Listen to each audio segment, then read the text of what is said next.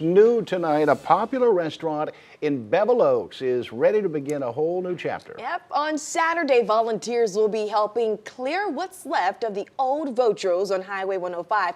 Kev, let me tell you, these folks have been through a lot. Sure, right? A flood in '94, wind damage from Rita and Ike, a fire in 2014, then another punch to the gut. We know that one as Harvey. Now, after all of that, Tyler Segerman explains how the owners were down, but surely not out.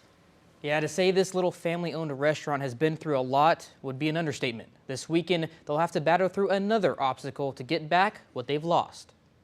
Seeing that building go down is like a piece of my heart going down. This is what's left of a family-owned restaurant that has served its community for decades. On Saturday, the rubble will be taken away, a bittersweet moment for the restaurant's owner. To see it the way it is now, it's hard because that little building had so many memories. Vautrot's history has contained plenty of heartbreak. It endured 3 damaging storms and a fire. Now it's time to start over. They've had a very rough, past few years, but like what you said, the fire, the storms and all that, but everybody's always come together and helped them out no matter what, and they still support them, even with the food truck. I mean, they still stay busy.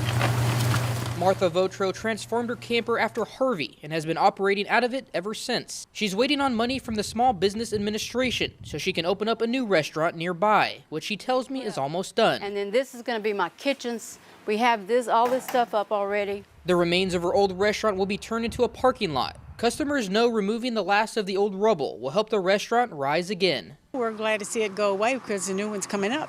We're just looking forward to it. It's sad just because I've watched Cole's kids grow up there, my daughter grow up there. I mean, sorry. I'm gonna cry sometimes, but I mean, it's bigger and better things are coming for them.